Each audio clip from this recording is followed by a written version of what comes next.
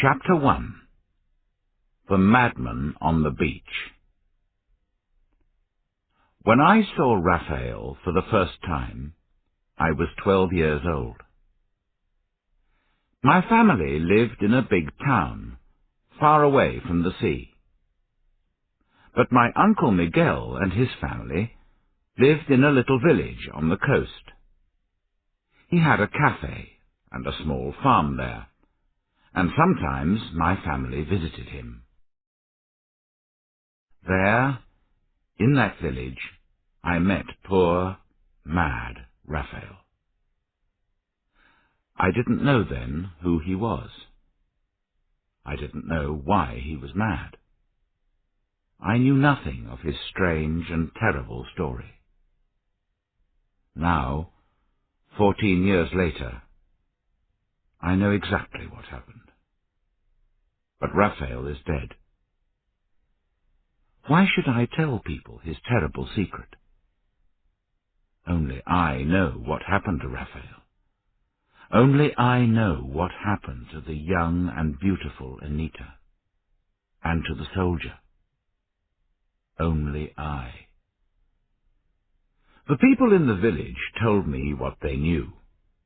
Their stories were all true, every word. My uncle, his wife, Rodrigo the shopkeeper, nobody lied to me. Nobody. Not even poor Clara, Raphael's mother.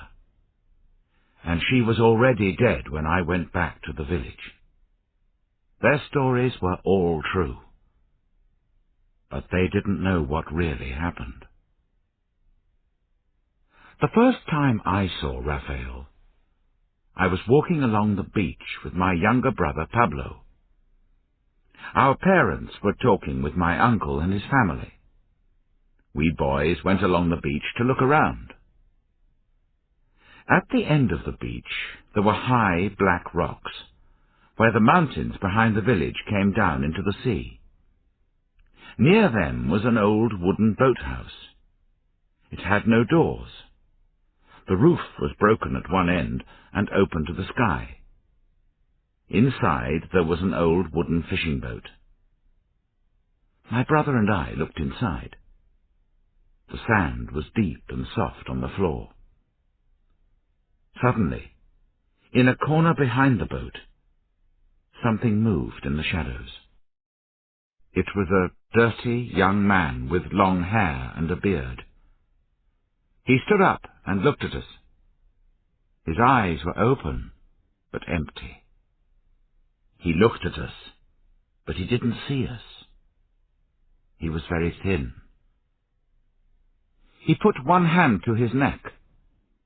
I saw something shining under the dark beard. There was something small and bright on a thin fishing line round his neck.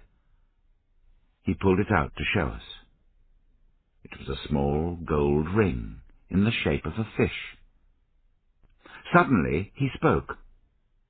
His voice was clear, but thin and high. He spoke words, but they didn't mean anything. "She gave me the golden fish," he said. "She gave it back to me." Then he laughed. And when he laughed, my brother and I were very afraid. He laughed and laughed, but his eyes were big and sad. We ran out of the boathouse.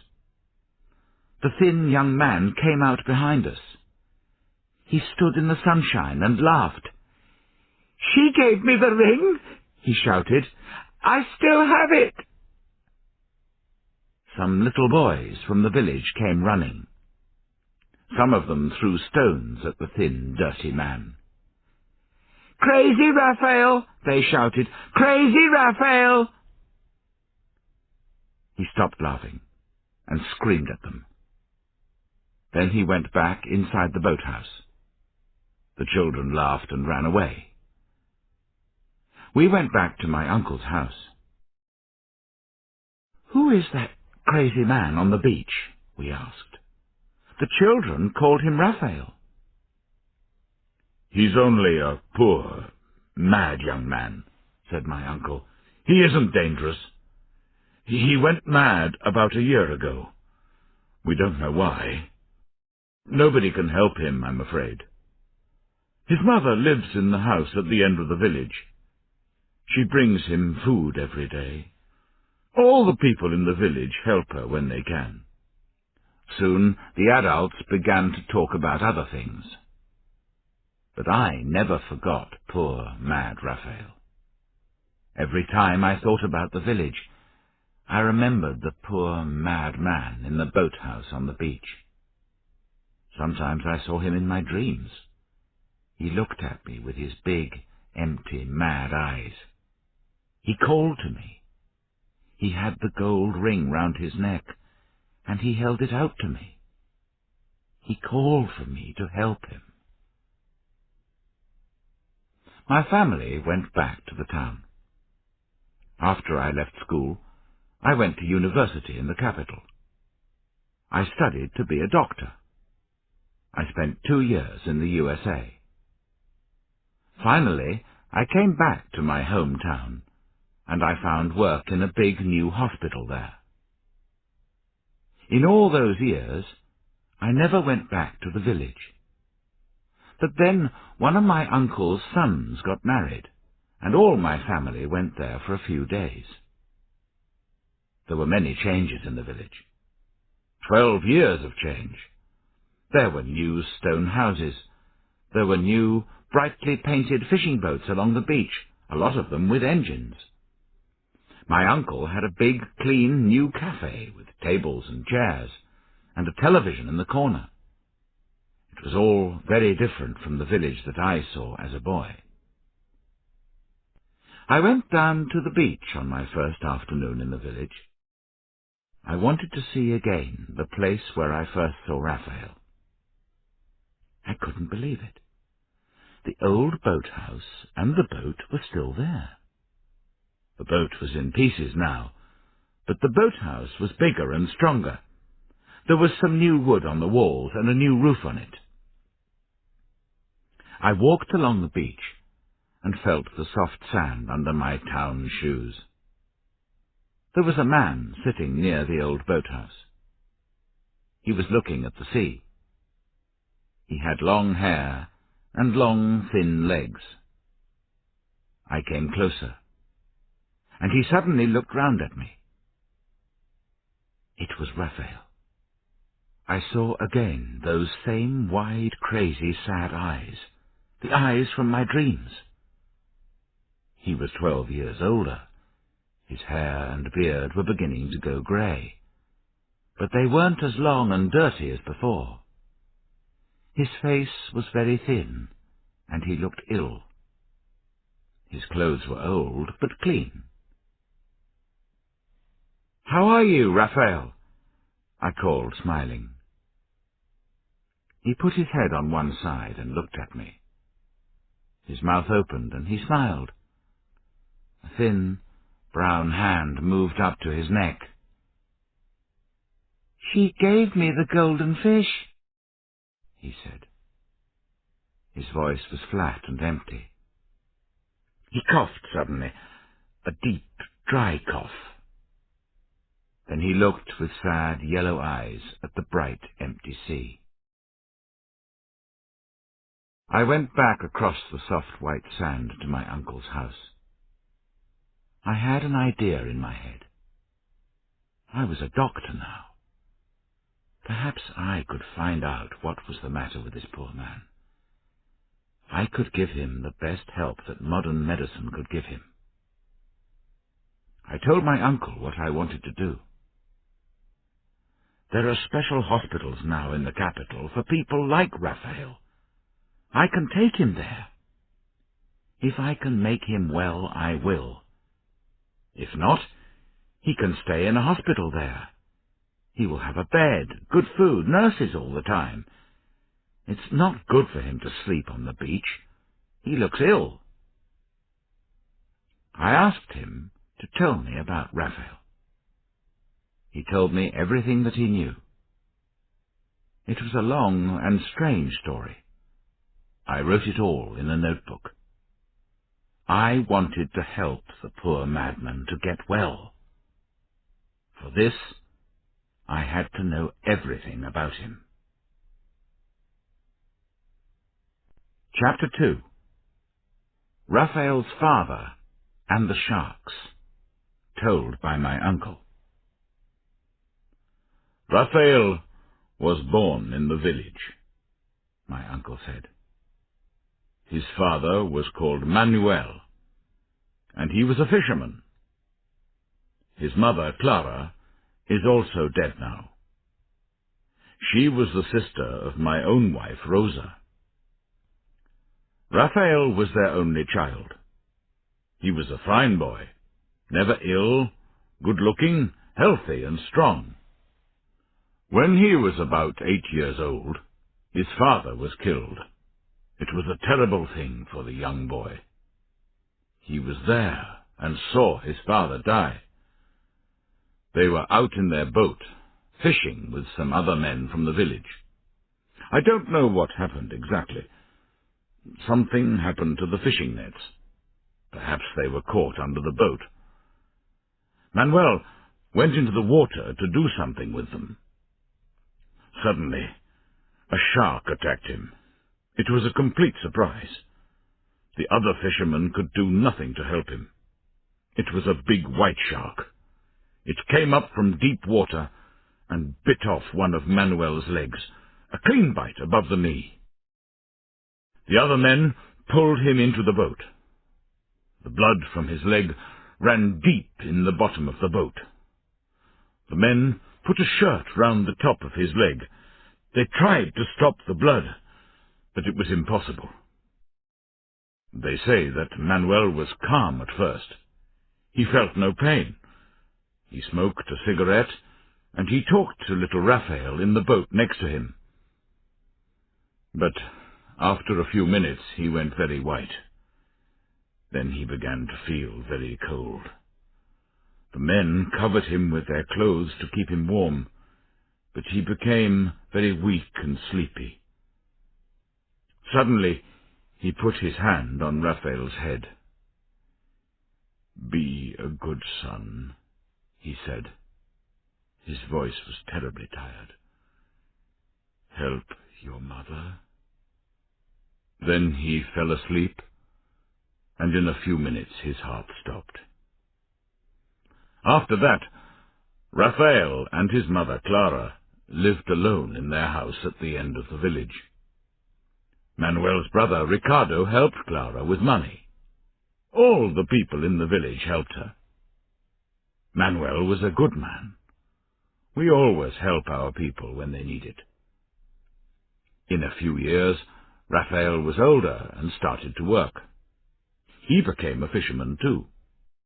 He and his mother were poor, but he could earn enough money for them both. Raphael was a fine boy. He became a good fisherman. But he always hated sharks because of what happened to his father. Every few months, he did something very strange. When anyone in the village killed an animal for meat, Raphael asked them for the skin and the stomach. He took the insides of the animal that nobody wanted. Then he went out in his boat alone, far from the land. There he threw the pieces of the animal into the sea and waited for the sharks to come. A shark can smell blood in the water when it is many kilometers away. Soon, a lot of sharks arrived in the water round his boat. Then Raphael took his fishing spear. He stood up in his boat and killed one or two of them. When he killed a shark, the other sharks tasted the blood. They began to bite and eat the shark. So then there was more blood in the water, and more sharks came. Raphael killed more and more. After an hour, he was almost too tired to stand. It was a really dangerous thing to do in a small boat. But he was smiling when he told me about it. He was really happy about the dead sharks, because a shark killed his father. So Raphael grew up, tall strong and good-looking. And, of course, he fell in love with Anita, the shopkeeper's daughter. So now, said my uncle, I have to tell you about Anita, too.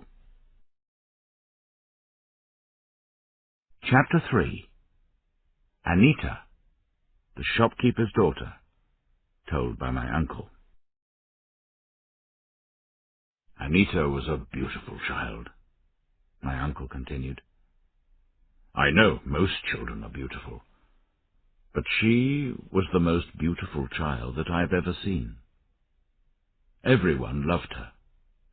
Little children, old people, men and women, they all loved Anita. They smiled when they saw her. And year after year she grew up, and year after year she grew more beautiful. Her father, Rodrigo, the shopkeeper, loved her most. He tried to keep her close to him always.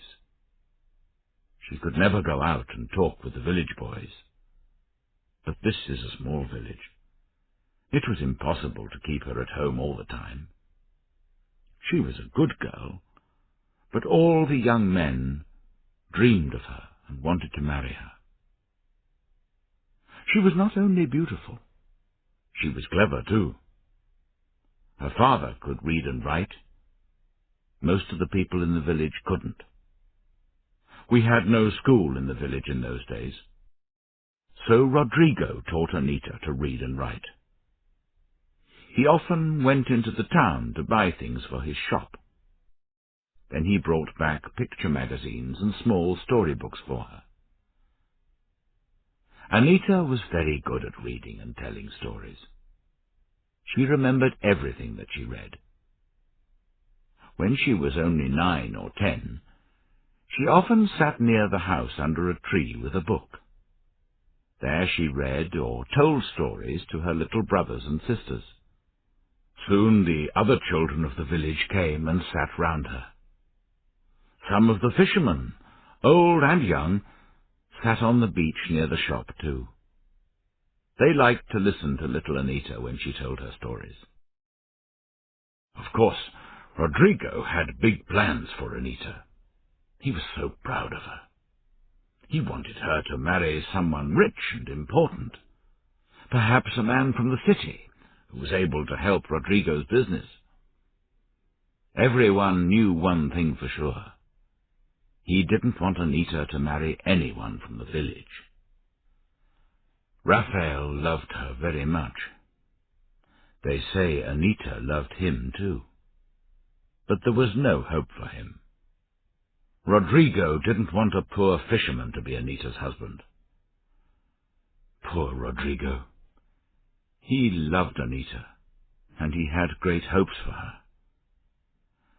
When she ran away, it was terrible for him. He still doesn't talk about it. Not a word. Not after all these years. For him, he says, Anita is dead. He has no daughter of that name. But where did she go? I asked my uncle. Someone knows. And why is Raphael mad? Not because Anita ran away from home. She didn't run away with him, did she? No, she didn't, answered my uncle. That's for sure. Nobody knows where she went. But Raphael stayed in the village. And that was the time when he went mad. I believe that Anita ran away with the soldier. I think they're married. They're probably living in another town far away. But that's only my opinion. I don't really know. The soldier? What soldier? I asked. My uncle smiled and looked at his watch. It's a long and strange story, he said. Chapter 4. The Soldier, told by my uncle. The soldier, said my uncle, came to the village about 3 months before Anita ran away.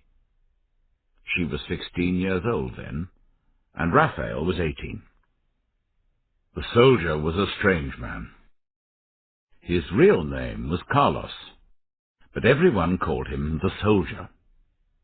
He told us about his life. "I've been a soldier all my life," he told us. "I was in Cuba for 6 years. Then I fought in Africa and many other places. I've seen the world, my friends." He had 1,000 stories, but nobody ever knew where he came from. He was very handsome, with bright eyes and long dark hair. He was a soldier, a sailor, a fisherman, everything. He had a small boat with an engine. That was unusual in those days. He worked for nobody. He went where he wanted to. He did what he wanted to. He bought things and sold things. He could get anything that you wanted for a price. He sailed into our village late one afternoon. He anchored his boat a few meters from the shore and walked up the beach. I never knew what he came for. It was just a small thing that he wanted, probably. First he went to Rodrigo's shop. Then he came to my cafe and sat for an hour and talked. And there he saw Anita, sitting by the corner of the shop. The children were all round her on the ground, and she was telling them a story. He sat outside the cafe and talked for an hour or more about this and that. But his eyes never went far from the little group of children. At last he asked me, "Is that girl your school teacher?"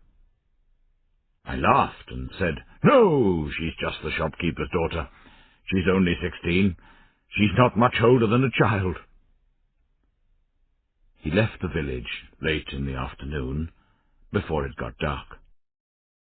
He walked through the water to his boat and climbed in. We watched him start the engine. The boat moved away round the rocks at the end of the beach. Everyone in the village stopped what they were doing. Anita, too, stopped in her story. Everyone watched the strange thing, a boat that went without a sail. Of course, he came back. I told you, no man could ever forget Anita. A week or two later his boat arrived again, and the good-looking stranger went to Rodrigo's shop.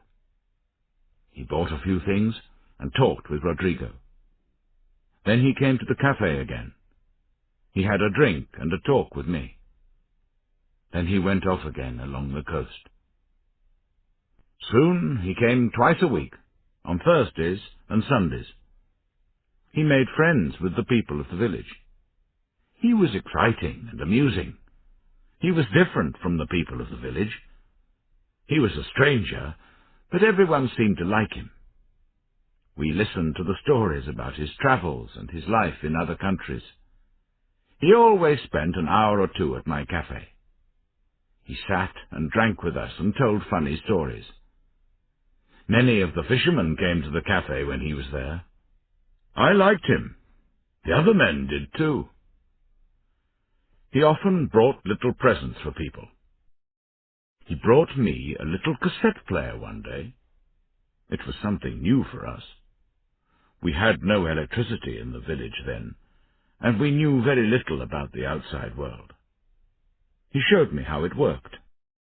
Then he brought me new batteries for it every 2 weeks. He gave me some cassettes for it, too, of music from the cities, dance music from Latin America and Mexican love songs. "A cafe must have music," he said. "Music for the customers to enjoy." After that I kept the little cassette player on the bar. Every time the soldier came to the cafe, I played some music for him. When the cafe was busy, I played music for the people of the village, too. He brought a paraffin lamp for Rodrigo to put in his shop.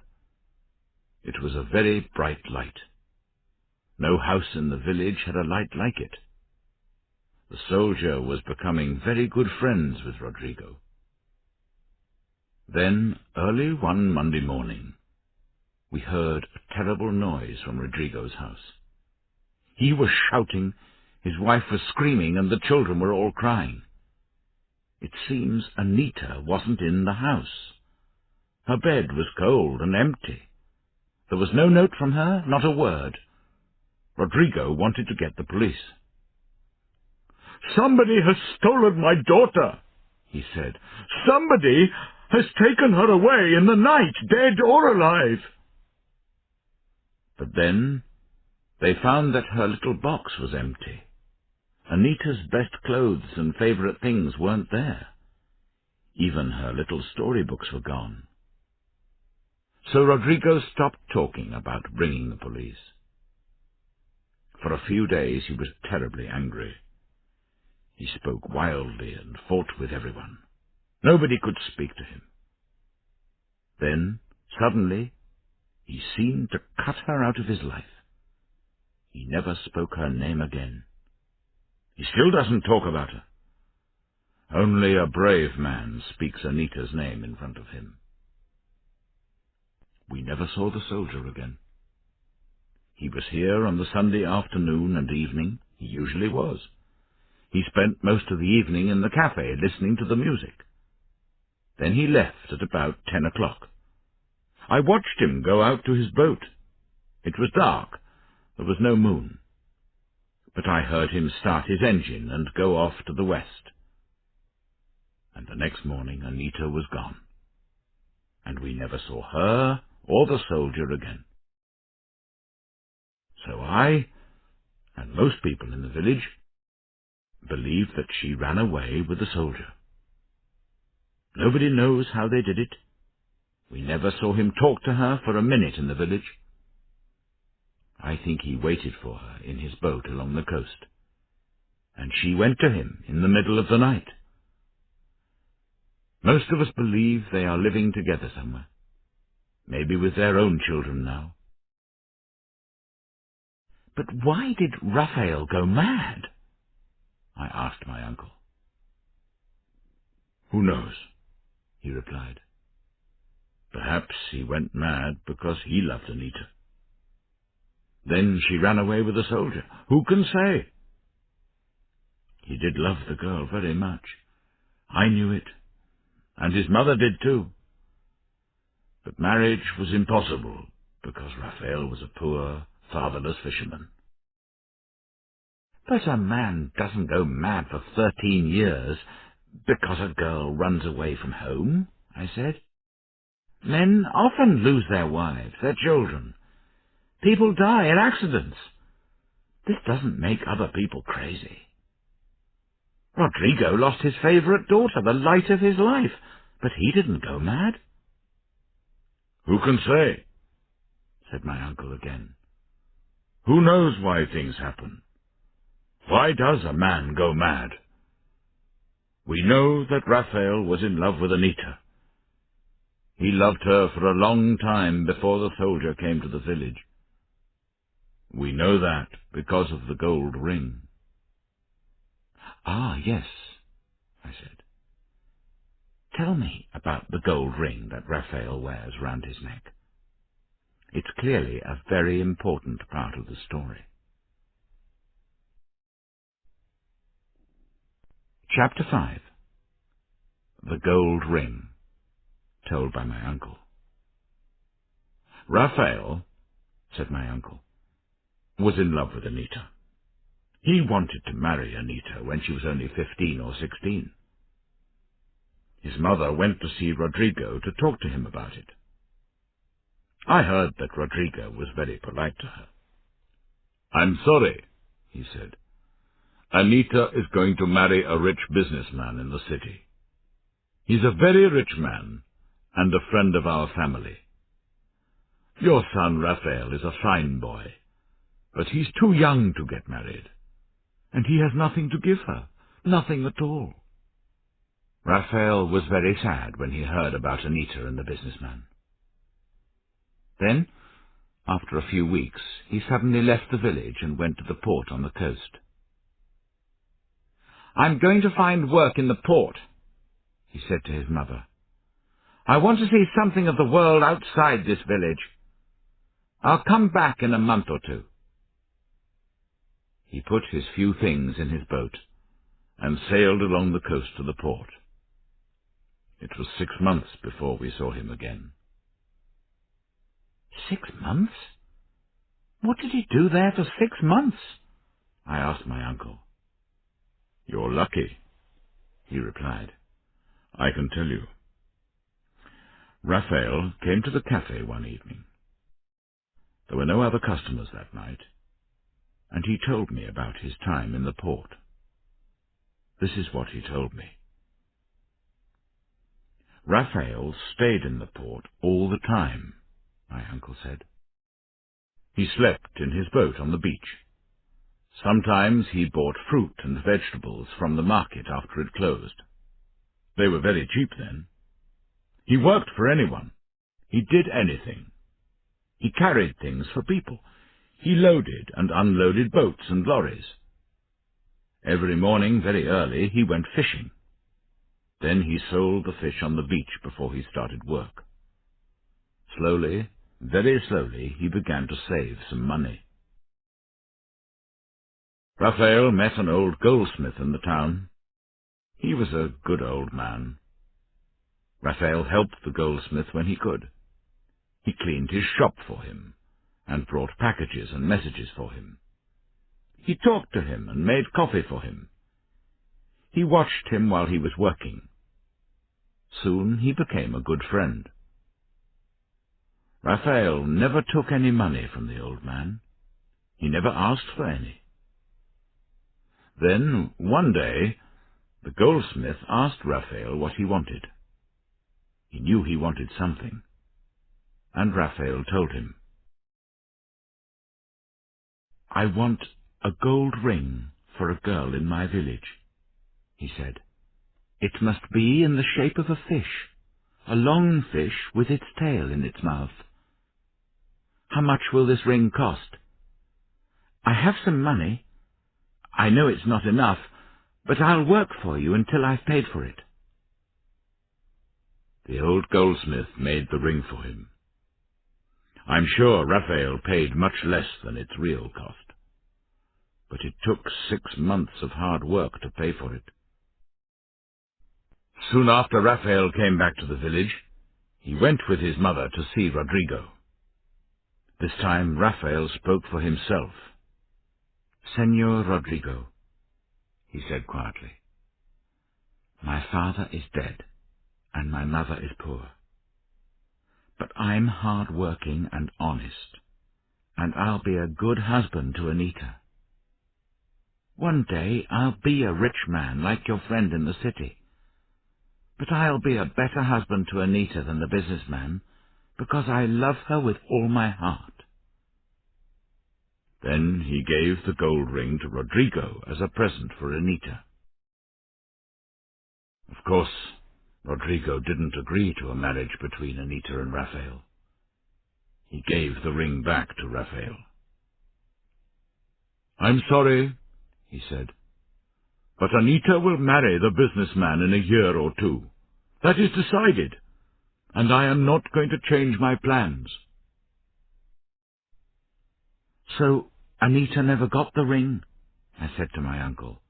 After all that work and time, he couldn't give it to her. He still has it, on a piece of fishing line round his neck, my uncle said. And when did the soldier come to the village for the first time? A few months after Raphael came back from the port, perhaps. I can't remember exactly. But Raphael wasn't mad at that time. Oh, no, not at all. In fact, he seemed very happy. Tell me about the time when he went mad. Was it the same time exactly when Anita went away with the soldier, or later? It's difficult to remember. A lot of things happened at that time. What do you mean? What kind of things happened? Oh, little things, strange things. Santiago's old donkey disappeared. What do you mean, it disappeared? It did. It went. It disappeared. One day it was in the field behind his house. The next day it wasn't there. Perhaps Anita stole it to ride on. But everyone knew Santiago's donkey. It was too old and weak to walk 100 meters. It couldn't carry a girl. What other strange things happened? I remember that on that last night, Raphael danced. Danced? Yes. He danced for hours, alone, here, in the cafe. He never danced before, not in the cafe or anywhere. Or I never saw him dance. And of course he never danced again, because he went crazy. But I must start at the beginning. Chapter 6. The Night When Raphael Danced. Told by my uncle. It was a Sunday, said my uncle. The soldier arrived in his boat in the early afternoon, when everything was quiet. He lowered his anchor a few meters from the shore as usual, and walked up the sand to the houses. He never pulled his boat up onto the beach. It was a heavy boat, and he didn't want to break the engine. He always left it in about 1 meter of water. That day he came first to the cafe. He sat and talked with me and some of the men. We all sat outside the cafe and listened to his stories. Then, later in the afternoon, he went to Rodrigo's shop and bought a few things. He had a big can of paraffin in the boat for Rodrigo's new lamp. I saw him give it to him. The soldier and Rodrigo sat and talked and drank coffee outside the shop for about an hour. When it got dark, he went with Rodrigo into the house behind the shop. I could see the bright light from the lamp through the window. Then the soldier had a meal with Rodrigo. After the meal, he came back to the cafe and sat with me and some of the fishermen. It was very dark, and we sat inside. The soldier seemed very happy. He told us a lot of funny stories about his life as a soldier. Then, at about 9 o'clock, Raphael came into the cafe. We were surprised to see him, because Raphael didn't spend a lot of time at the cafe, and he never came into the cafe when the soldier was there. That night he was wearing his best clothes. Usually he wore his old clothes, even in the cafe. He was wearing his best shirt and trousers. His face and hands were very clean, and his hair was still wet and shiny from washing. I asked myself, is he trying to show the soldier that he is not just a poor fisherman? The soldier knew Raphael. He knew that he wanted to marry Anita. Everyone in the village talked about it. Raphael knew that the soldier was also interested in her. Everyone in the village talked about that too. But nobody knew the secret game that the soldier was playing. Raphael and the soldier didn't speak. The cafe was quiet. Nobody spoke. Suddenly, the soldier took a cassette from his pocket. "Let's have some music," he said, giving me the cassette. I took it and put it into the player. I remember it was a love song. It was sung by a girl with a soft and beautiful voice. We all sat and listened to it. Raphael smiled and listened too.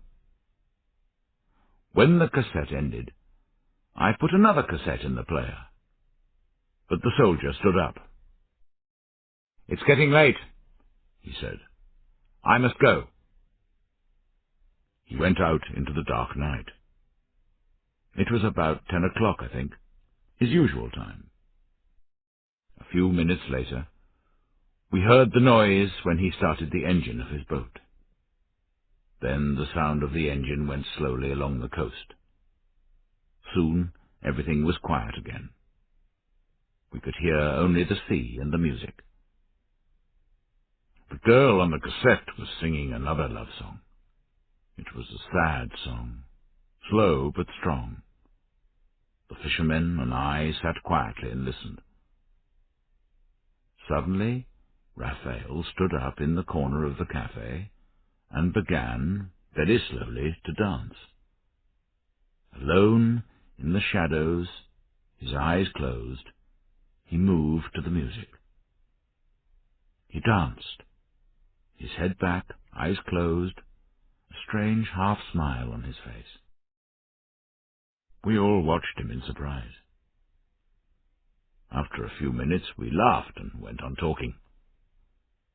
But Raphael went on dancing, dancing alone for the rest of the evening. Every time the music stopped, he looked at me with big, dark eyes and said, "Again." And I put another cassette in the machine. Then Raphael smiled, closed his eyes, and continued dancing. At midnight, all the other men went off to bed. Raphael was still there, still dancing. I watched the poor boy until the song ended. Then I switched off the machine. I said good night to him and sent him home to bed. Then, the next morning, before daylight, we heard shouting and crying from Rodrigo's house. The news went round the village like fire. Anita wasn't there. Rodrigo sent all his family and friends out to look for her. They looked along every road, big and small. They looked in the fields and along the beach, in the rocks, everywhere. Later, Raphael came out of his house with his mother. I told them about Anita, and they were very surprised. We all were. Raphael went to his boat immediately. He planned to sail along the coast and look for her. He sailed away to the west. I watched him until I couldn't see him. He sailed round the rocks at the end of the village. He was looking at the land as he went. The next time I saw him, he was mad. Everybody in the village was out looking for Anita that morning, but nobody found her. Then Santiago couldn't find his old donkey. He came to Rodrigo's shop. He was shouting that Anita took it. Rodrigo was very angry. He wanted to hit Santiago and knock him down.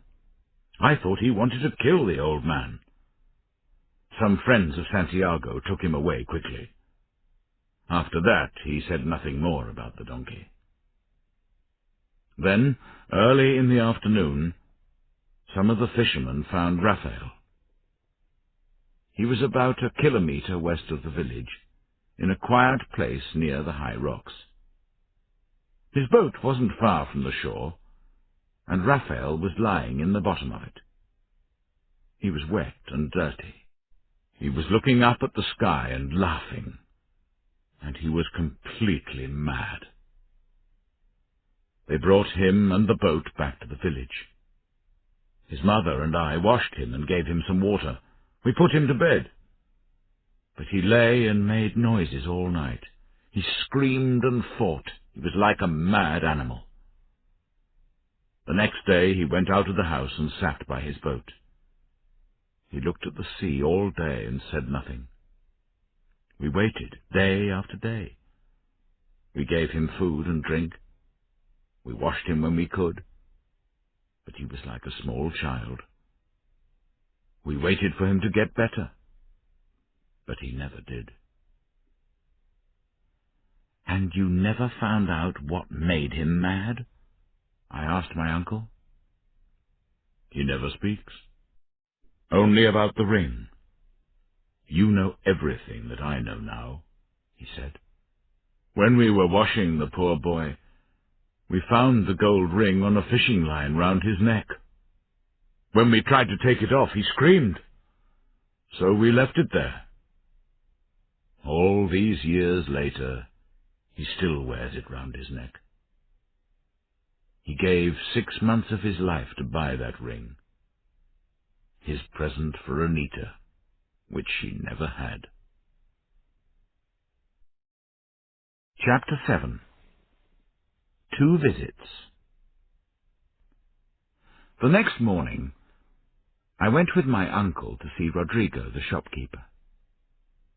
He had a fine supermarket now, built of stone. He still lived in a house behind the shop. But now the house was 2 floors high and had a garden with a wall round it. He also had his own lorry with his name on it, and there was a new car next to the shop.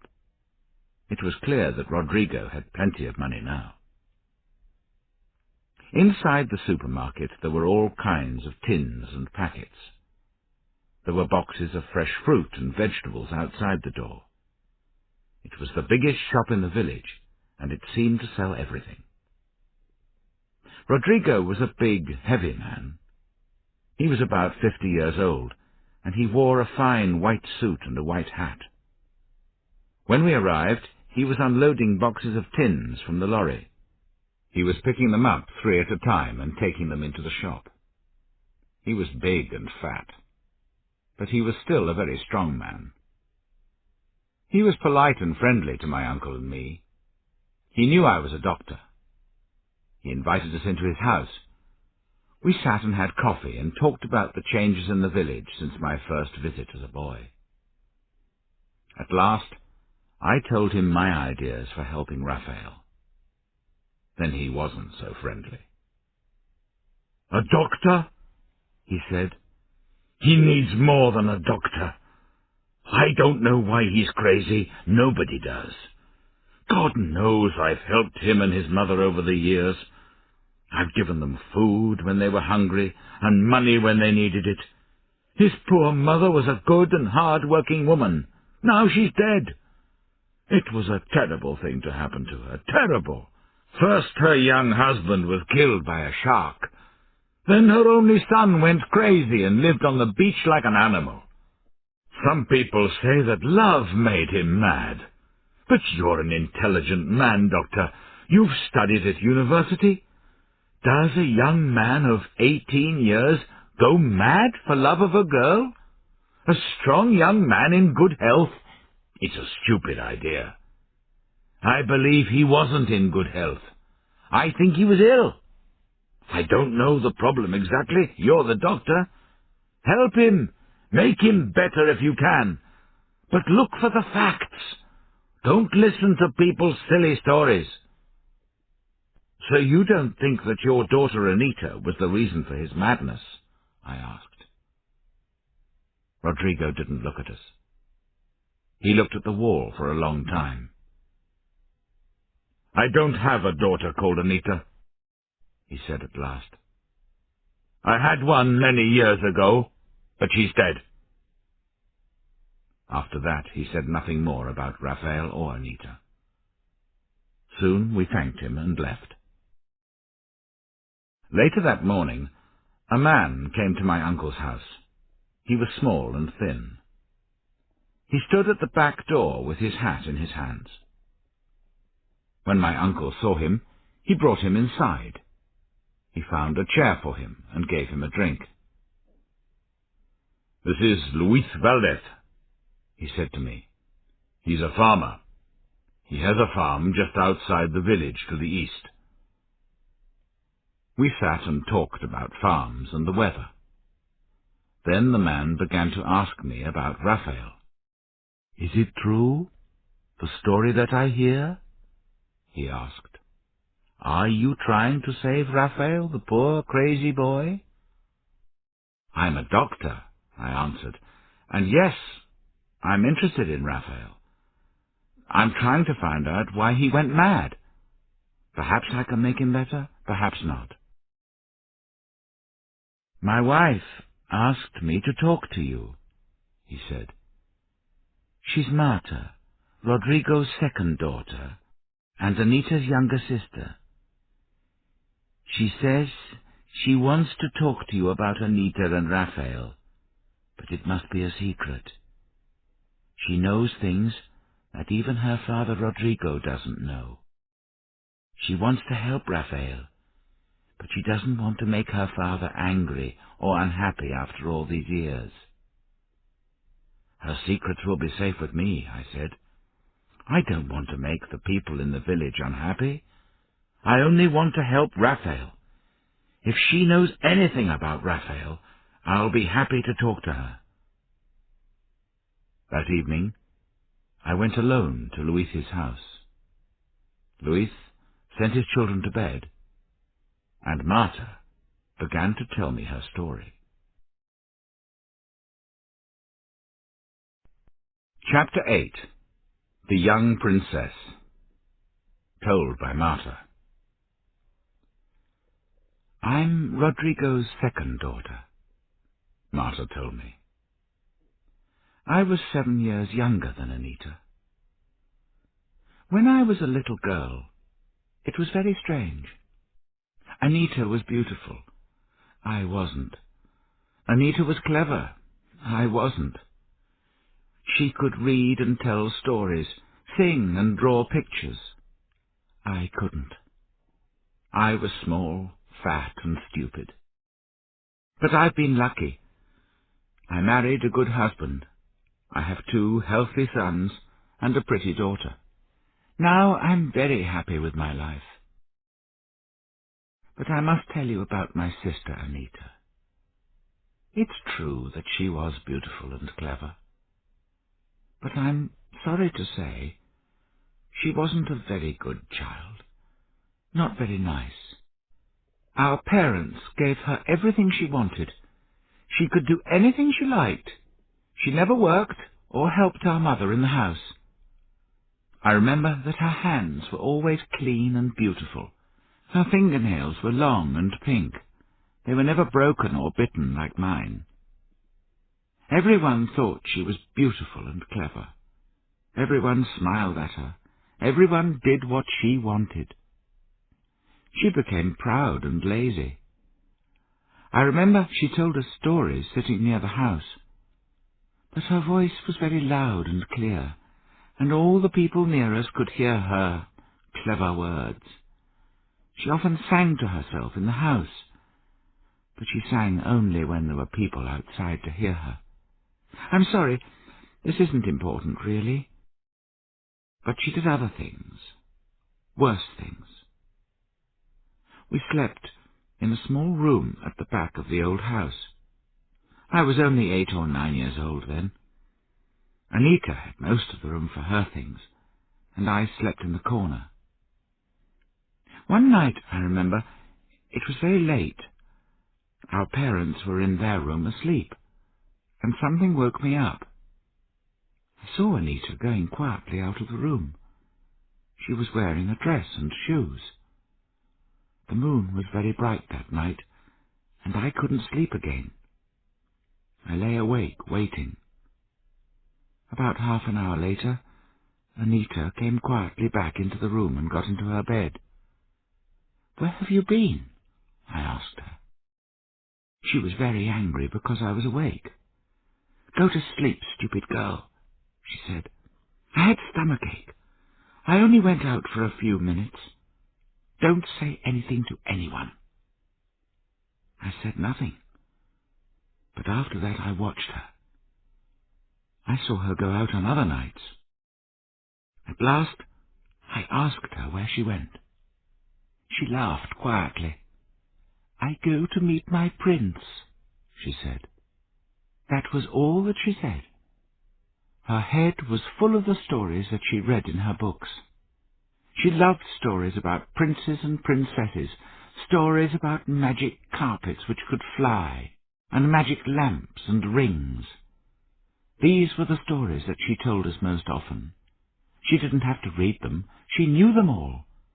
She imagined that she was a beautiful princess in the story.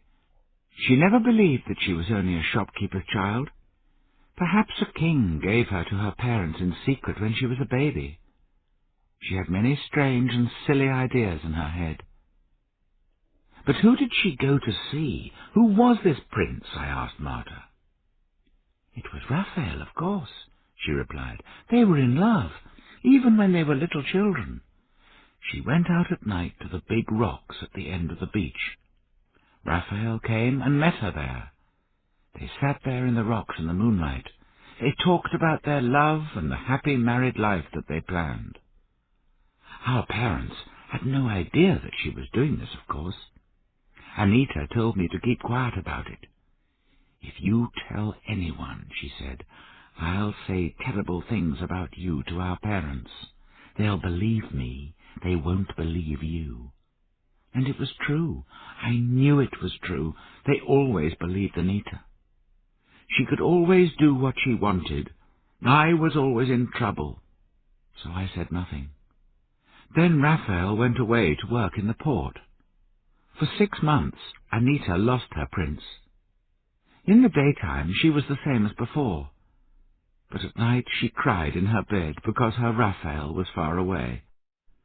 But when he came back, she was happy again. She went to meet him at the big rocks.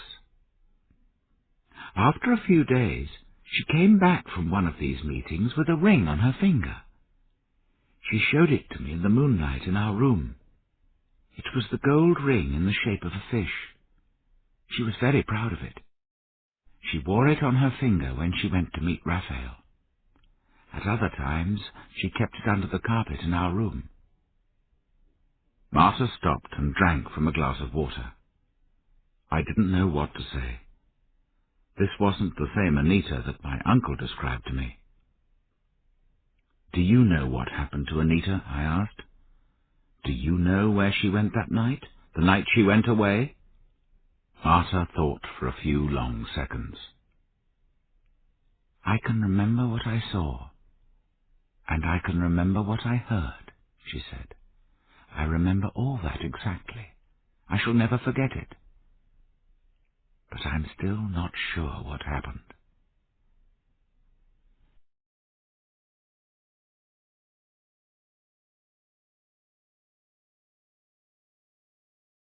Chapter 9.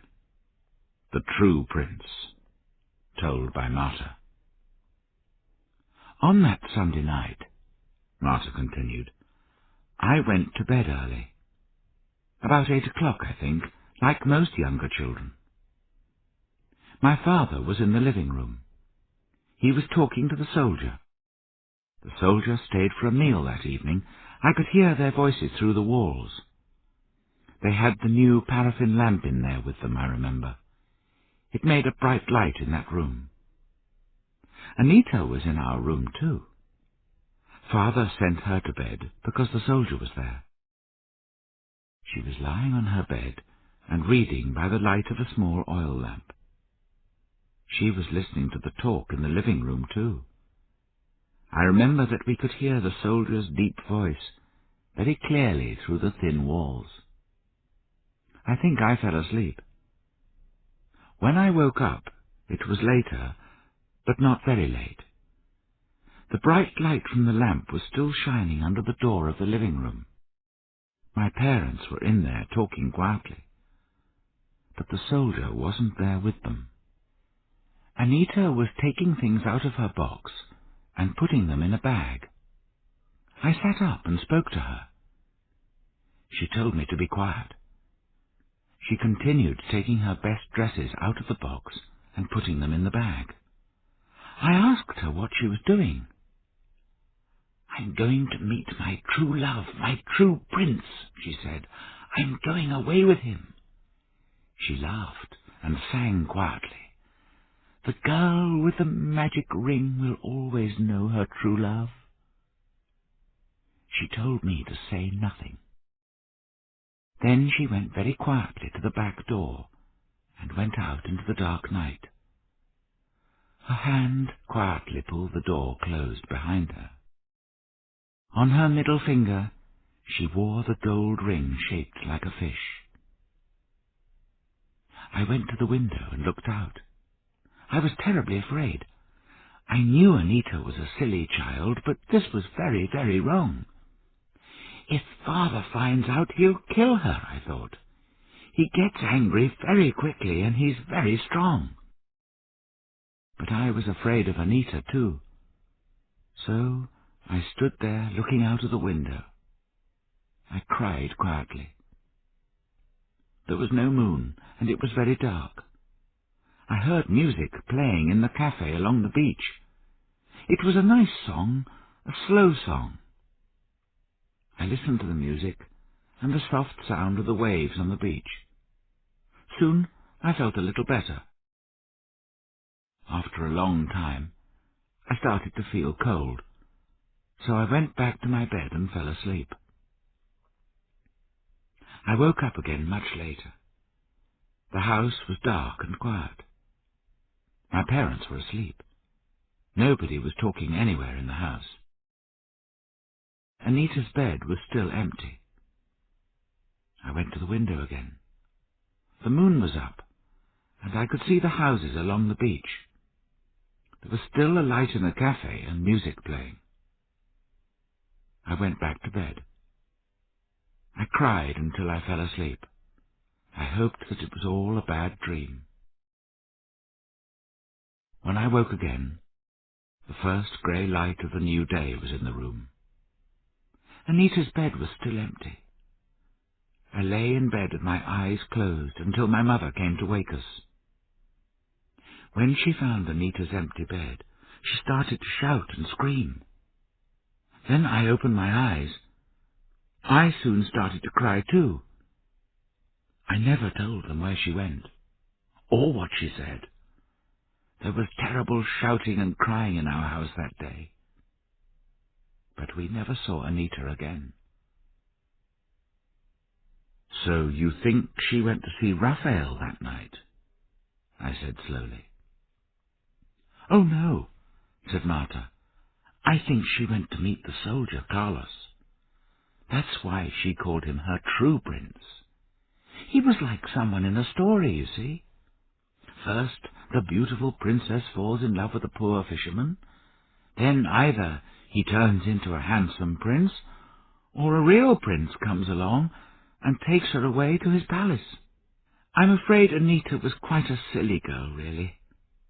She lived the stories in her head. After the soldier came to the village, she started to meet him at night.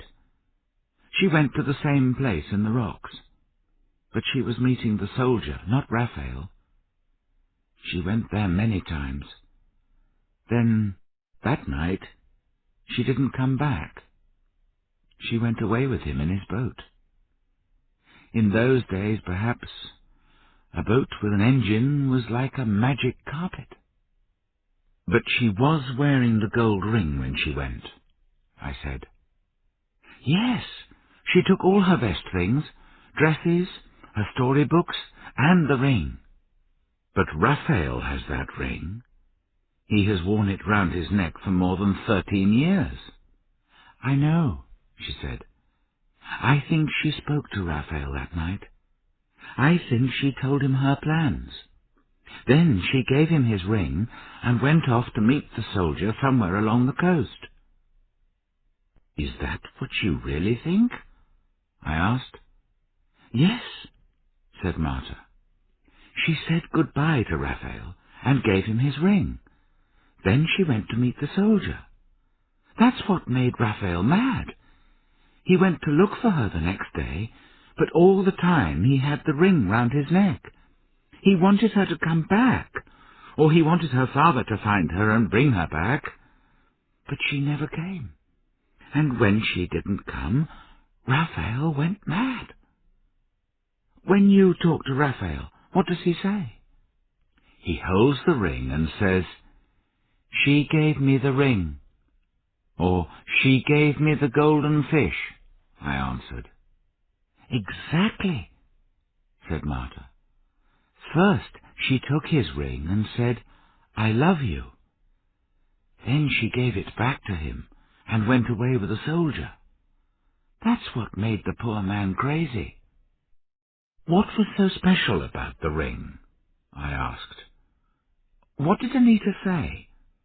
Something about a magic ring. The girl with the magic ring will always know her true love. It was in her story, said Marta. Her own story. She wrote it herself. It wasn't a story that she read in a book. It was her favorite story. She told it to us hundreds of times. And it was about a magic ring. Yes, in fact I have the story here. Anita wrote it in a notebook and I kept it. It's the only thing of Anita's that I have. I can't read it, of course, but it's that story. Martha went into another room and came back with a small, thin notebook. She carried it carefully in both hands. She put it on the table in front of me. It was a cheap school writing book. The pages were yellow with age. There was only one story in it. It was called The Ring of the Golden Fish. The story was short. It was written in pencil in the large, clear writing of a young child. Louise and Martha looked at me. I realized they were waiting. They wanted to hear me read the story to them. Chapter 10. The Ring of the Golden Fish. This is the story that I read to Martha and her husband. The story that was written by Anita all those years ago. A long time ago, there was a beautiful princess. She lived in a beautiful palace with big, beautiful gardens all round it. But she was sad because she had no friends. She couldn't talk to anyone or play with anyone. She was a prisoner in the palace because she was so beautiful. Her father wanted her to marry a rich, handsome prince. But the princes in that country weren't handsome, and the rich men weren't princes, and the handsome men weren't princes or rich. So she married nobody, and she was very sad. One day, a poor fisherman came to the beach at the end of the palace gardens. The gardens were very big and went as far as the sea. The fisherman caught a big golden fish, and he wanted to kill it. But it was a magic fish, and it spoke to him. "Don't kill me," it said, "and I'll give you a magic ring. And with this ring you can marry the princess."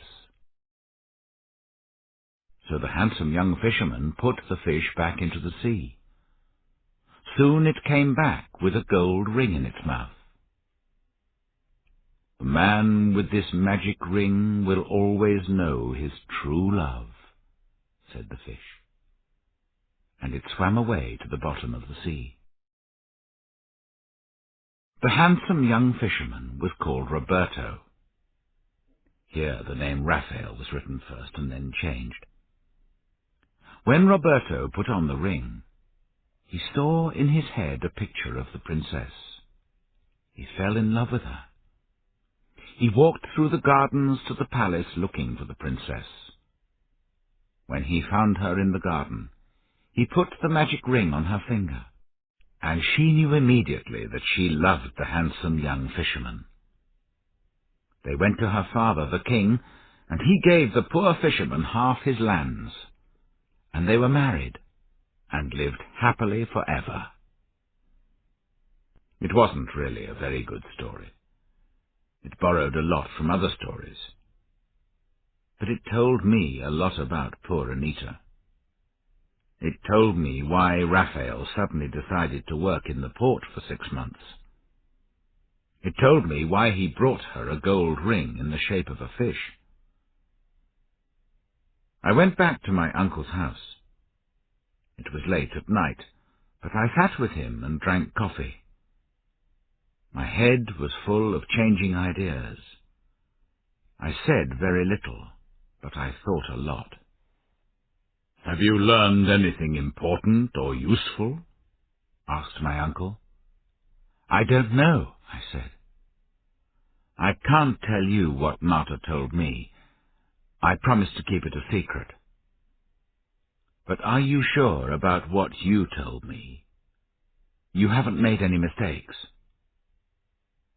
My uncle thought for a few seconds. "Yes, I'm sure. I haven't forgotten anything important, he said. Did Raphael really come to the cafe when the soldier was still there? Are you sure about that? Oh, yes, I'm sure. I remember how they looked. Raphael was clean and fine in his best clothes. The soldier was sitting at the table with his friends round him, but he was looking at Raphael all the time. They were like two dogs looking for a fight. And Raphael stayed in the cafe and danced until late at night, and you were with him all that time. I was with the poor boy all the time until nearly midnight. Then I closed the cafe and sent him home. Then how did Anita give him the ring? I asked myself. She didn't leave the house until the music was playing in the cafe, and at that time she had the ring on her hand. And Raphael was already in the cafe with the soldier, and he stayed there until midnight, about 2 hours after the soldier left in his boat. Chapter 11. Rosa's Promise. That night I slept badly. Poor Raphael with his mad eyes came into my dreams many times. He was holding the gold ring. He was showing it to me and asking me to help him. The next morning I sat outside my uncle's house. I looked out at the calm blue sea. I was very tired and unhappy. Soon my uncle came out and sat with me. His wife Rosa brought out coffee and eggs for us. "What will you do now?" asked my uncle. "I don't know. I still don't know why Raphael went mad. I still don't know when exactly. I can't believe that a man can go crazy for love of a girl. You say Anita was very beautiful, but a strong young man doesn't go mad for love. Rodrigo is right. I can't explain it. But I'm sure it was something more strange, more terrible. There is a reason, but I haven't found it. I think nobody here in the village knows it." "So what will you do?" asked my uncle again. "I'll take Raphael to the hospital in the capital. If you help me, I'll give him some medicine. Then he'll go to sleep. When he's in hospital, I can begin to help him. I believe something terrible happened to him. I don't mean when Anita ran away with the soldier. I mean something really terrible. Something strange and frightening. Raphael is afraid to remember it. That's why he's mad. At the hospital, I can give him modern medicines. They'll help him to sleep and to feel happy. Then perhaps he'll remember what happened to him. If he can remember, he'll get better." Rosa was standing in the door. She came to me and took my hand. She looked into my face. Her eyes were full of tears, and she looked terribly afraid. "Please don't take Raphael to hospital," she said. "Leave him here in the village with us. He'll be all right with us." I was surprised. There were tears in her eyes. She really was very worried and afraid. I thought it was the hospital. Village people are often afraid of hospitals. They believe that people only go to hospitals to die. "Please don't worry, Aunt Rosa," I said calmly. "I won't hurt him. I really think I can help him to remember. With God's help, perhaps I can make him better." "He mustn't remember," she cried. "He's mad because of his crime. He went mad because of the terrible thing that he did. He mustn't remember. If he remembers, he'll die." My uncle and I looked at Rosa. We were very surprised. Her face was red and tears were running down her face. "What do you know about Raphael's madness?" asked my uncle quietly. "I'm sure you know something. Tell us now." Rosa put her wet face in her hands. "I promised poor Clara not to tell," she cried. "I promised her on her deathbed. But if you leave her poor son here with us, I'll tell you." Rosa dried her eyes. She sat on the steps in front of the house. She didn't look at us.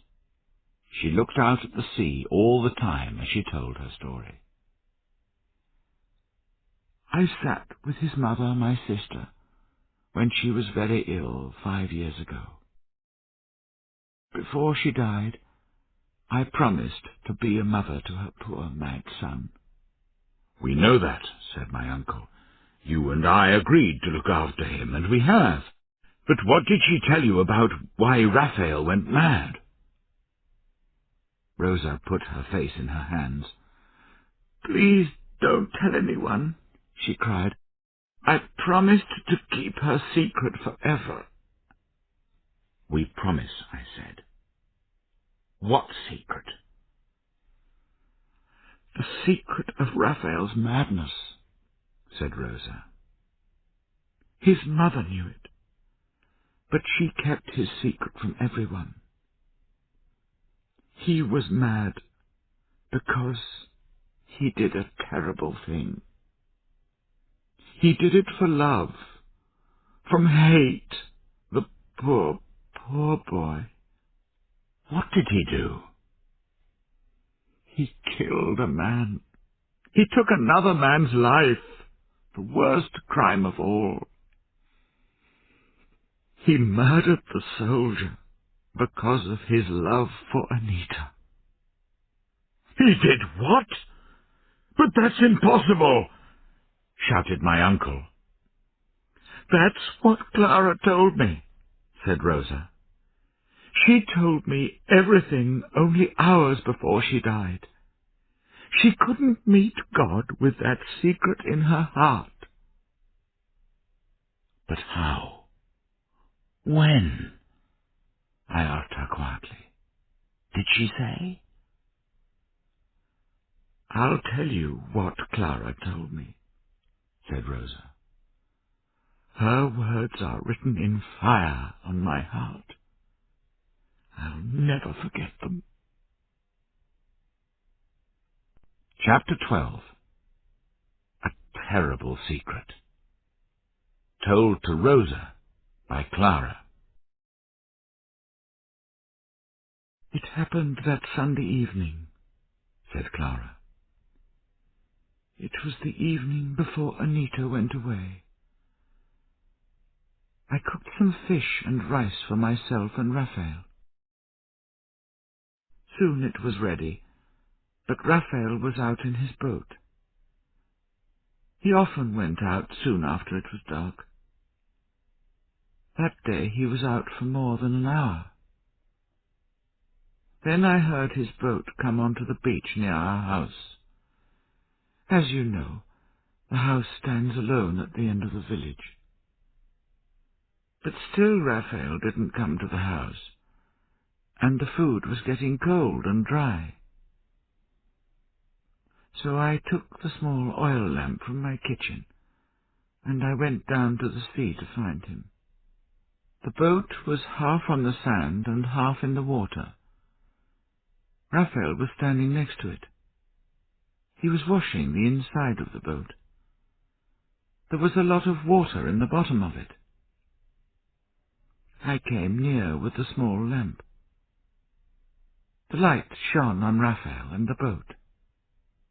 He was very wet, his head and hair, his clothes. The water was running down him. Then I saw something terrible.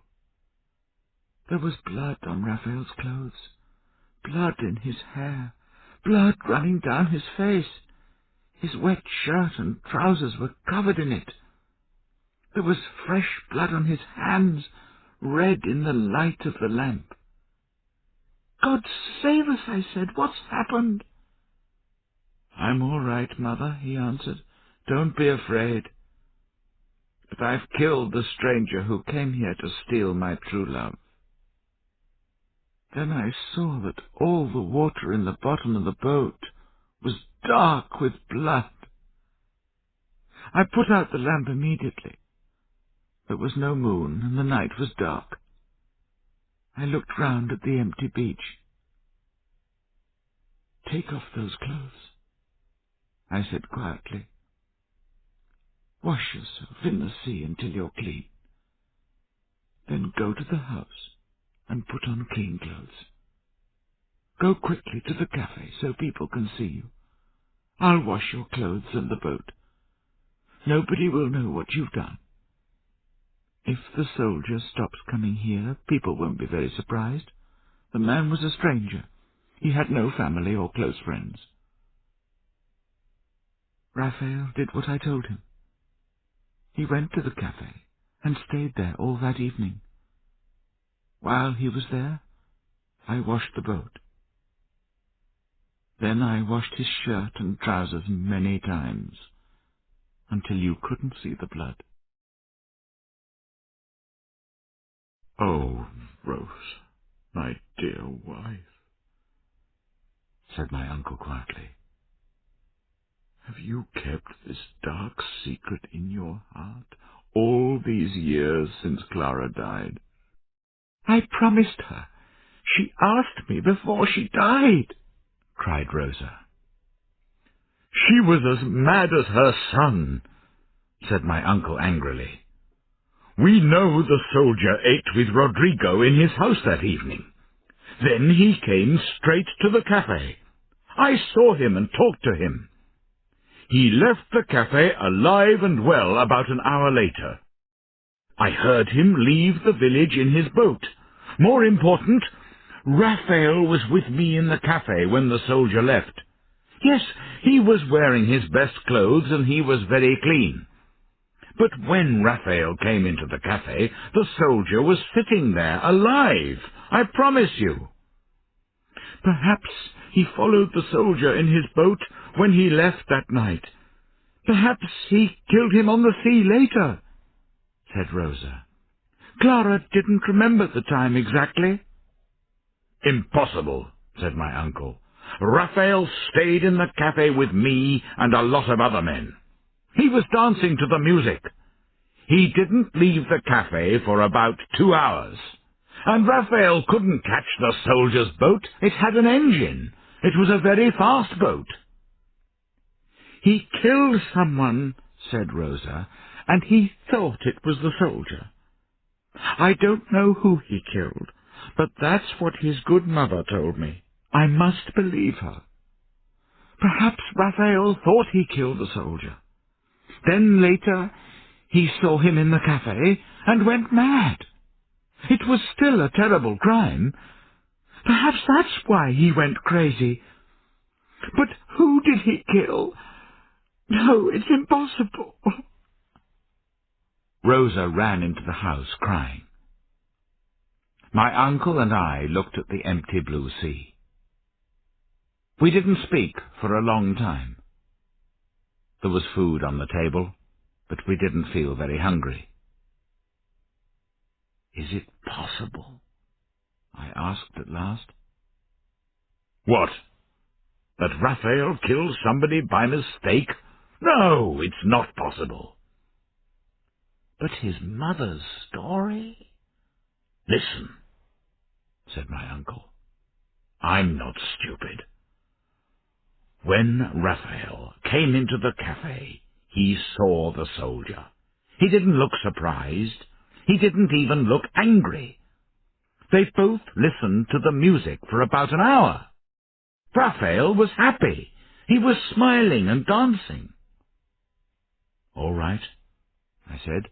"I believe you. I believe everybody. But this mystery is going to make me crazy soon." Chapter 13. In the Hospital. All that morning my head went round and round. It was all impossible. I took a notebook and wrote some questions in it. I still have that notebook with me.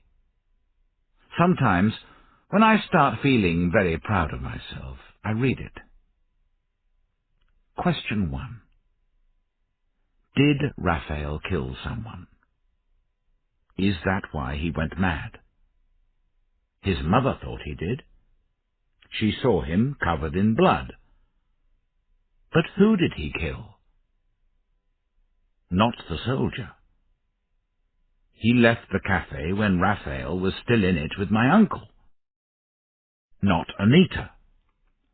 She was with her sister until the music started in the cafe, and Raphael was inside the cafe then. So who? Impossible. Question 2. Was the soldier killed, or did he only go away? If he was killed, who killed him? Not Raphael. He was in the cafe until midnight. Not Anita. She was a child and loved him. Who could kill him? He was a strong young man, a soldier, and he was friendly with everyone in the village. Impossible. Question 3. Did Anita run away with the soldier? Or was she killed too? If she was killed, who killed her? Not Raphael. He loved her, and he was in the cafe all evening. Perhaps the soldier, and he then ran away. But why? He loved her and wanted to marry her. And if the soldier killed her, why did Raphael go mad? Impossible. I read all my notes and questions again and again. Everything seemed impossible. Suddenly, I looked at them again. There was someone in the village who was big enough and strong enough. Someone who could kill the soldier. He had a good reason to kill him. There was someone who had a good reason to kill Anita, too. Perhaps he saw her leaving the house with her bag that night. Perhaps he followed her along the dark and empty beach, quietly through the soft sand. Perhaps he saw her meet the soldier. Perhaps he killed both of them and put their dead bodies deep in the sea. There was another man who loved Anita, and that man could kill her for running away. He was big enough and strong enough to kill the soldier. That man was Rodrigo, her father. But then the wrong man was mad. I am a doctor, not a policeman or a detective. I believed I was a clever man, more intelligent than the people of the village. I was too proud of myself. I told my uncle and all the people of the village about my plans to help poor Raphael. I, the great doctor from the university in the city, could make him well again. I was too proud. I spent a week in the village, and I talked to a lot of people. But I still knew nothing about Raphael's madness. I still had no idea what happened to the soldier or Anita. I couldn't be sure that Rodrigo killed them. It was a stupid idea. I didn't really believe it. I promised Rosa and Marta to tell nobody what they told me. It was our secret. I went back to my hospital to do my work. I wasn't so proud. I decided not to think about what happened in the village. It wasn't a good idea to try to change things. I heard nothing from my uncle or anyone in the village for almost a year. I often dreamt of Raphael and his gold ring when I was very tired. But I never went back to the village. I didn't want to meet those good people. I was sure they didn't have a good opinion of me now. Then one day, a fisherman brought a note to the hospital. It was written by Rodrigo, the shopkeeper. It said, "Raphael is very ill. We think he's dying. Please come immediately. Only you can help us. Please come. Remember my dear daughter Anita, and poor mad Raphael, and help us. Your uncle asked me to write this letter, but I want you to come too.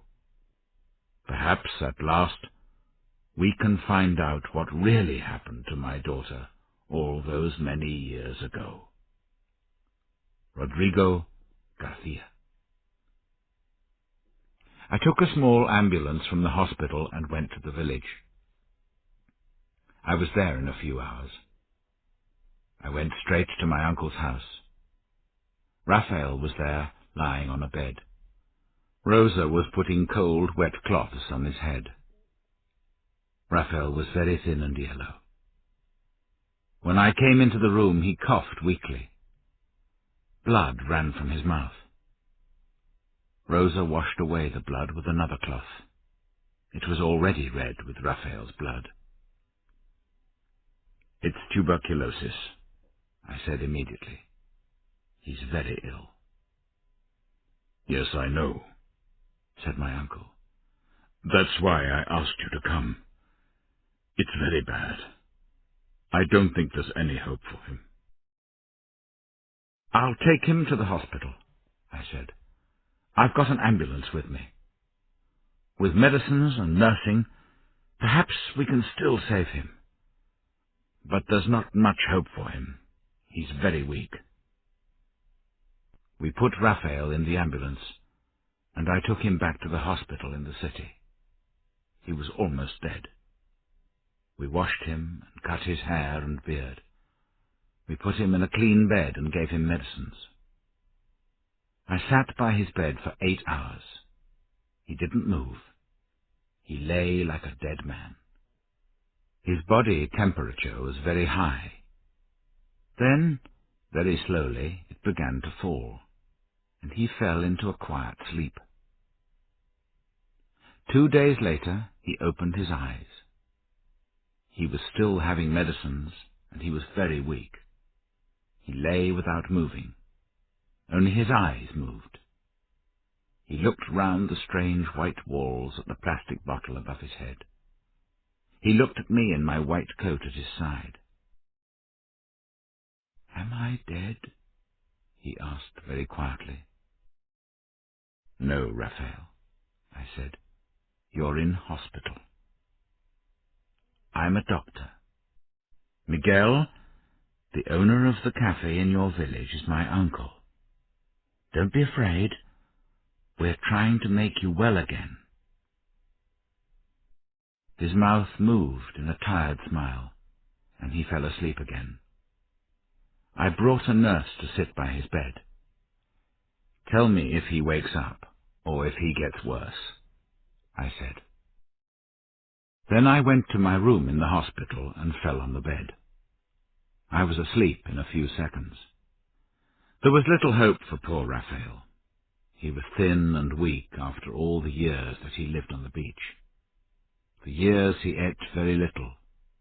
He slept on the cold, hard ground. The tuberculosis was very bad. He was very, very ill. But he wasn't mad. He could speak very little. Most of the time he was very tired. But when he spoke to me, his words were clear and calm. He lived for 6 days in the hospital. He slept, he woke, and when he was awake, he talked to me. Coughing blood, he told me everything. Then, on the 6th day, he fell quietly asleep, and after a few hours his heart stopped and he was dead. After his long years of pain and madness, I was happy that his death was quiet and easy at the end. He did a terrible thing, a terrible crime, but he paid for it with long years of madness.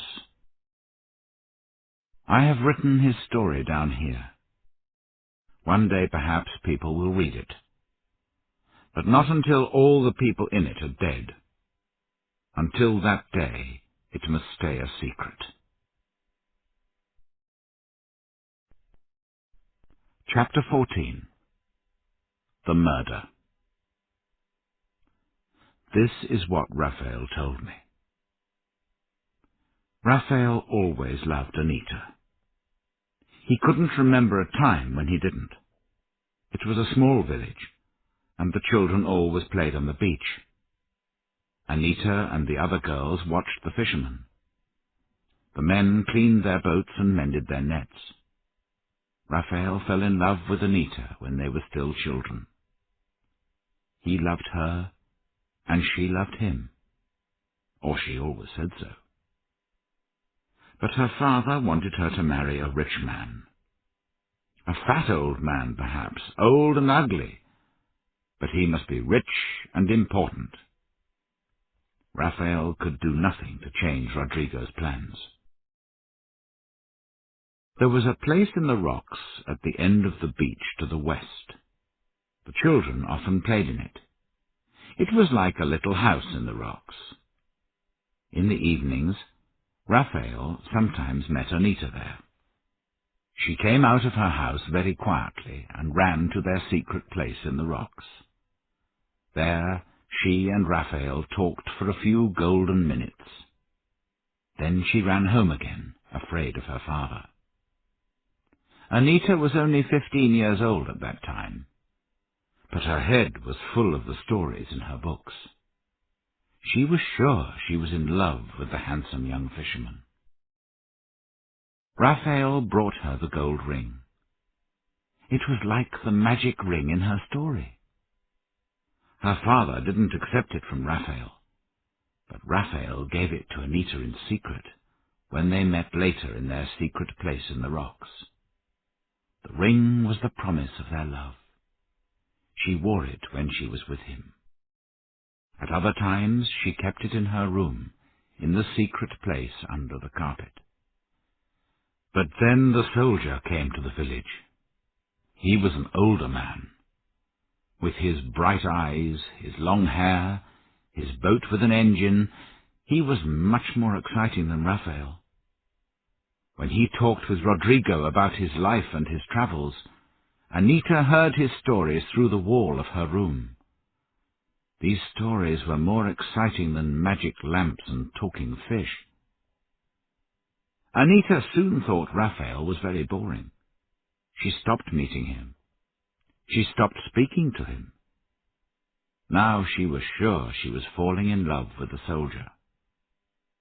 But she still kept Raphael's ring, of course. Raphael was very sad. He wanted the soldier to leave the village and go away forever. He wanted Anita to come back to him. But then, one night, Raphael was coming back late from a fishing trip. He saw Anita running along the beach in the moonlight. He watched quietly from the sea. He saw Anita meet the soldier in the little house in the rocks. How did the soldier speak to her? How did Anita give him the time and place to meet? Raphael didn't know. Perhaps the soldier gave her a secret note. Perhaps Anita gave him one. They could both read and write. Raphael left his boat and swam to the shore. He moved very quietly through the rocks. The soldier's boat was in a small piece of open water on the other side of the rocks. It was only about 10 minutes from the village along the coast.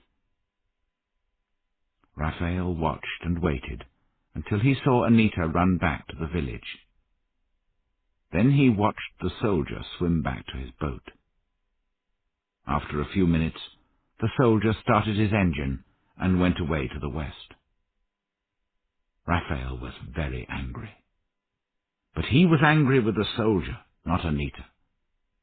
He hated this man who was a stranger in the village, a man who the people all accepted as a friend, but a man who was now stealing Anita, his own true love, from them.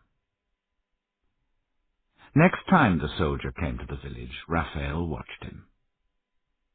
When the soldier went away in the evening, Raphael went quietly along the beach to the place in the rocks. Soon the soldier's boat came back into the place in the rocks, and he lowered his anchor. The soldier swam for a few minutes in the moonlight. Then he sat in the boat again and smoked a cigarette. He sat for a long time, looking sometimes at his watch.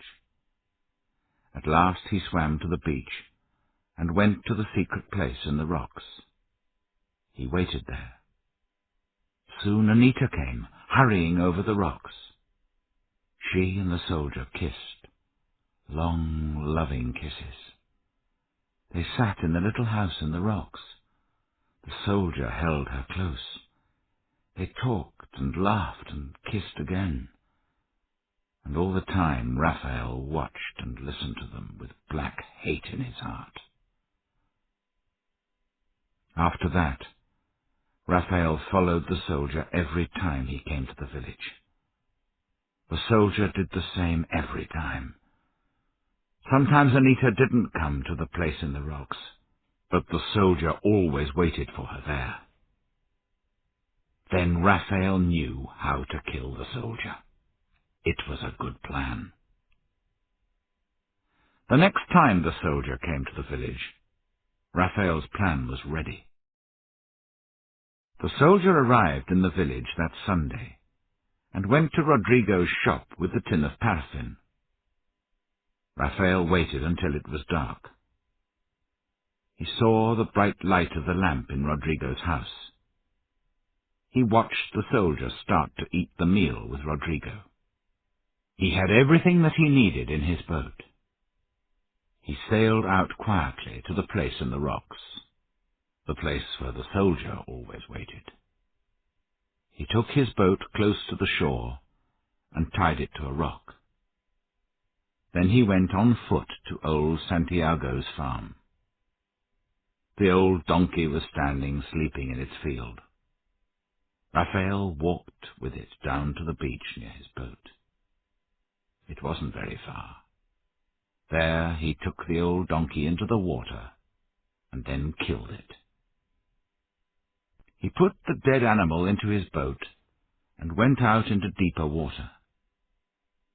He went to the place where the soldier usually left his boat. There he began to cut up the dead donkey, throwing the pieces into the sea. He and the boat were soon covered in the donkey's blood, but there was much more blood in the water all round the boat. Raphael knew that the sharks, far away in the sea, could smell it. Raphael kept the back legs of the donkey in his boat. He took a long, strong piece of line and tied the legs to it. Then he sailed quietly back to the village. There was no moon that night, only the light from the stars. Soon he could see the beach and the houses of the village. The lamp was still burning in Rodrigo's house. The soldier's boat was a few meters from the shore. It was always in the same place. The soldier didn't want to break his engine. Raphael moved his boat close to the soldier's boat and stopped. He went into the dark water and swam across to it. He had the end of the line in his teeth. He tied it to the bottom of the soldier's boat. Then he swam back to his boat and put the legs of the donkey quietly into the water. Now the soldier's boat had the smell of blood behind it. Raphael took his boat to the far end of the beach in front of his house. He pulled it half onto the sand and began to wash the donkey's blood from the bottom of the boat. He washed some of the blood from his clothes in the sea, but there was a lot of blood and water in the boat. Suddenly his mother came with an oil lamp. She saw the blood on his clothes and in the boat. She was afraid he was hurt. "Don't be afraid, Mother," he said. "I'm not hurt. This isn't my blood. I've killed the soldier." It was true. The soldier wasn't yet dead, but Raphael's plans were made. Raphael wasn't afraid to tell his mother. She always kept his secrets. She was very calm when he told her. She sent him to the house to change his clothes. She stayed and cleaned the boat. When he went to the cafe, he found the soldier there. He was surprised. He thought the soldier was spending the evening with Rodrigo. Raphael looked at the soldier, his enemy. He was smiling and laughing with his friends. Raphael thought, "The sharks are already waiting for you. Tonight you're going to your death." The soldier left in the middle of the evening. He went out to his boat, started the engine, and went off to the west. Raphael stayed in the cafe listening to the music. He was afraid, but he was excited too. When he heard the music, he began to dance to the songs. Eyes closed, he saw in his head the soldier's boat. It went through the dark night. Behind it, the red line of blood dark in the water. The engine stopped. The boat came quietly back to the secret place in the rocks. The soldier waited in the moonlight, smoking a cigarette. Perhaps then he jumped into the dark sea for a swim. Something was waiting there, something big and hungry. It moved fast through the water. Perhaps there was time for one short scream. Then all was quiet again. The dark waters were calm, and the soldier was gone forever. Raphael danced and smiled, and saw these pictures again and again. He stayed and danced until midnight. Then he went back to his house and went to bed. But he slept only for a few hours. Before the first light of day, he got up quietly and went out of the house. He took his boat along the coast to find the soldier's boat. The boat was there, in the place in the rocks. It lay empty and quiet in the water. Raphael looked for the soldier in the sea and on the land, but there was no sign of him. Nothing was left of him. Raphael saw the long shadows of sharks still swimming in the water near the boat. The boat's engine was above the water. There was a long piece of fishing line tied many times round it. Raphael laughed. "My plan was better than I thought," he said to himself. "I tied the legs of the old donkey to his boat with some fishing line, and the line also stopped the engine, so the soldier had to go into the water to untie it." Raphael took the soldier's boat far from the shore. There he made a hole in the bottom and pushed it under the water. Soon it went down to the bottom of the sea. Raphael was happy. The soldier and his boat were at the bottom of the sea. Nobody knew what happened to him. He went back to the village and into the house to have an early breakfast. Suddenly he was very hungry.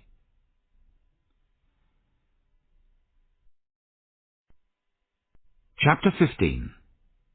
The Truth at Last. A little later, Raphael told me, he and his mother heard the shouting and screaming from Rodrigo's house. They soon learned that Anita was nowhere in the house or the village. Raphael smiled to himself. Perhaps Anita was still waiting somewhere for her soldier. She can wait forever. She'll never see him again, he thought. I'll sail along the coast and look for her, he told his mother. In fact, he wanted to go to a quiet place to wash his boat again. There was still some dark blood in the bottom.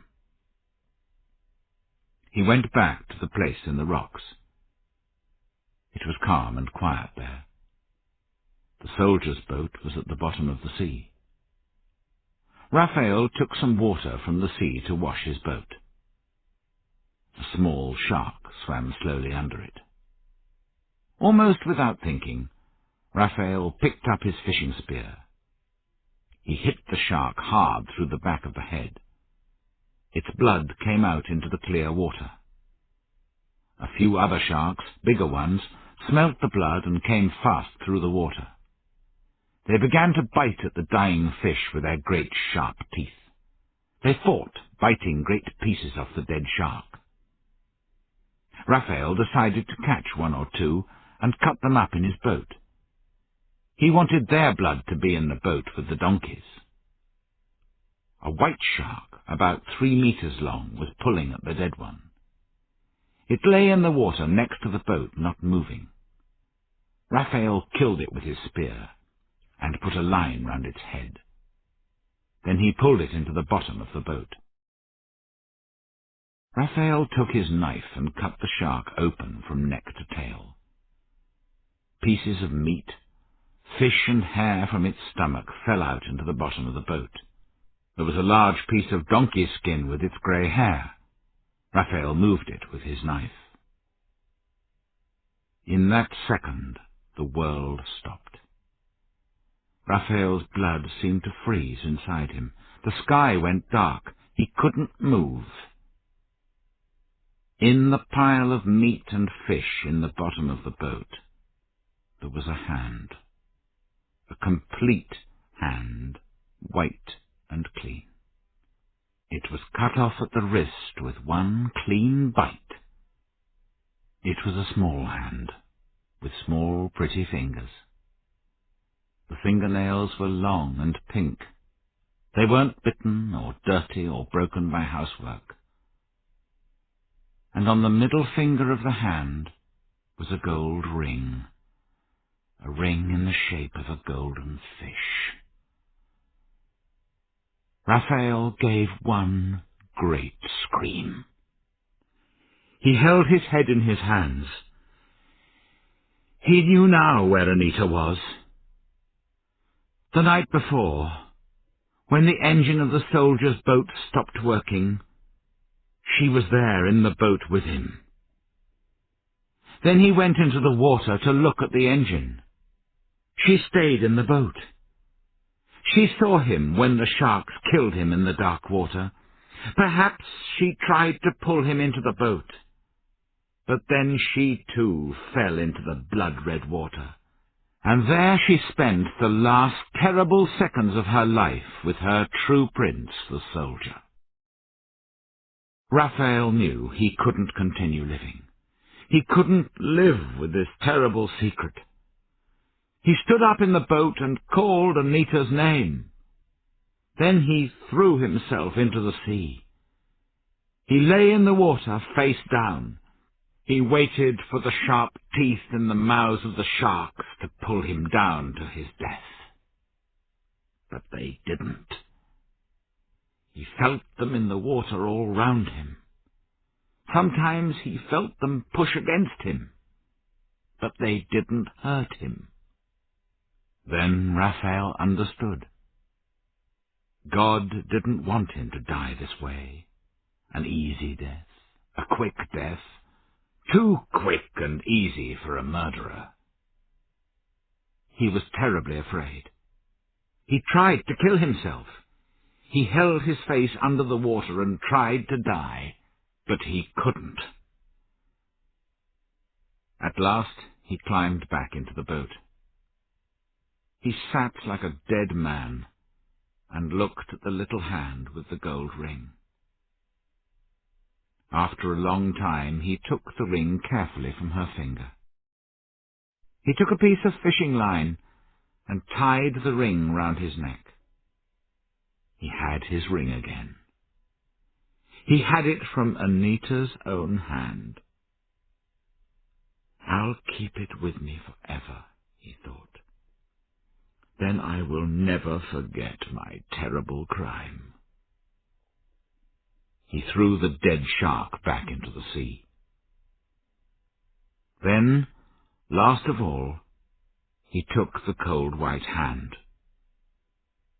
He held it in his own hand for the last time. Then he put it carefully into the water. Then he lay down in the bottom of the boat, holding the ring at his neck. And he looked at the bright sky and talked to Anita. And they laughed and laughed. I took Raphael's body back to his village. He lies in the ground near that place in the rocks, the secret place where he and Anita spent many happy hours. I put the gold ring round his neck, the ring that he took from Anita's dead hand. It will stay with him forever.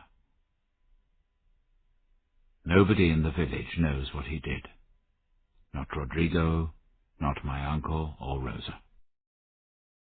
They still believe that Anita and the soldier are living somewhere far away. I can see no reason to tell them anything different.